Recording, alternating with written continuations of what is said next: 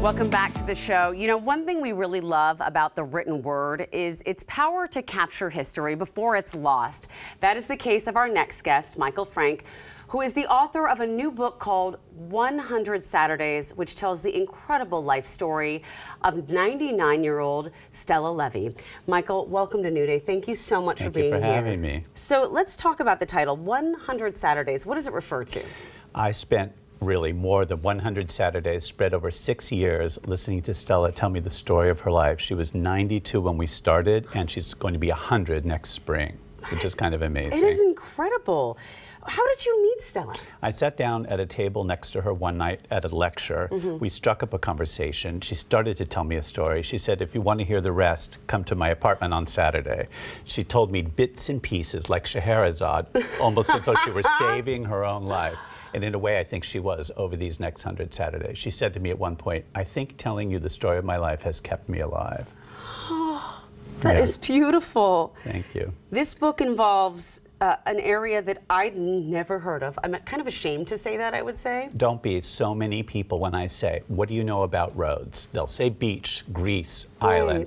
They don't know that it was an Italian colony from 1912 until the war. They don't know that there was this famous storied Sephardic Jewish community there that had been there for half a millennium. They don't know that when the Germans seized the island, they ended up deporting these 1,700 people to Auschwitz on what was the longest deportation measured by either time or geography. And that is the thing that struck me so much, is the far-reaching effects of this place. This, almost we imagine this picturesque island of Rhodes and this happy life, and then torn asunder. Exactly. Exactly. Stella is the center of the book, nearly 100 years old. Why was she important? Tell us about her connection to Rhodes. Stella was born in 1923 and grew up in the Juderia, which was what their neighborhood was called. It was never a ghetto. It was just where these people have been living for the past half millennium since they've been expelled from Spain. So it's like an immigrant story, yet another one, but over a longer span of time. Why was she important? She'd never told her story before in any great detail. She has a phenomenal brain, still smarter than I am, I'm going to tell you, and memory. And over time, she was able to give me a very textured, detailed, moving portrait of what it felt like to grow up in this world that was almost 19th century in its habits, food, associations, spells, language, traditions, but then tipped toward the 20th when the Italians took over, and suddenly a young, animated, ambitious girl like Stella thought, I want to go to university. I want to get off this island. And so she's a person in great transition, and that I think is what's so powerful. And she is, of course, an eyewitness to everything that happened there in the years leading up to the deportation and afterward. In your acknowledgments, you say that you did research, but where the stories deviated, you chose to stick with Stella. Yep. What does that mean? I love that. You know, it's a little bit self-protective because, of course, I'm not a historian. I'm a writer of memoir and fiction. But the truth is, 98% of the time, every story Stella has told me, it has checked out with the historical record. So my bet, my wager, which I think is reasonable, is that if there's something that doesn't check out, Stella's probably right. We just don't know it yet.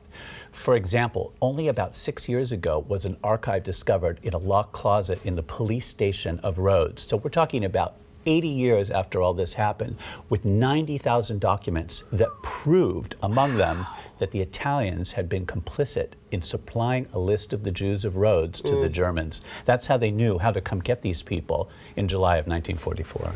I have to say, in reading this, I was doing research, and I found a bunch of information about Rhodes, but I didn't find any story to connect.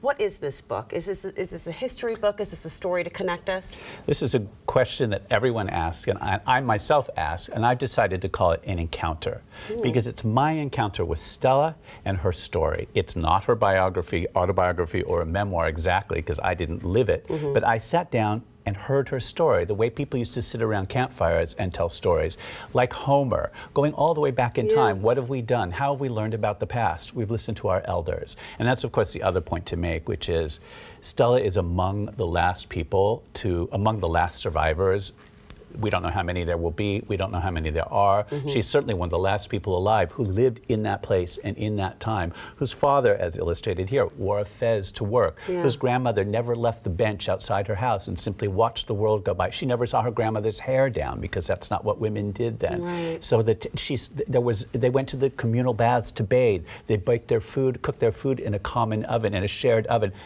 We'll never know anyone who lived these things. So when I sit with her, it's like I travel through time.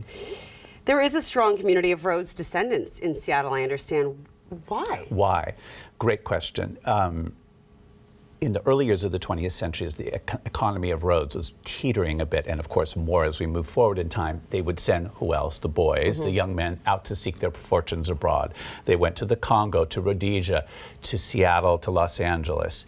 And a pocket of them came here, invited their friends. They would always go back to Rhodes, meet the matchmaker, find a wife, come back to Seattle. Some of them were hugely successful here, and so there's an anchoring community all these years later still in Seattle. And it's a wonderful thing to be able to come here and talk about the book this evening at Elliott Bay Bookseller, because I'm hoping some of those Seattle Rhodes will come up. I hope so. This has been so fascinating to talk with you about this. I could sit here and talk with you for hours. I appreciate your time. I appreciate your work. The book is 100 Saturdays, and as Michael just said, he will be at Elliott Bay Books tonight, Wednesday, November 9th, at 7 p.m. in conversation with Devin Narr, the professor of history and Jewish studies at the University of Washington.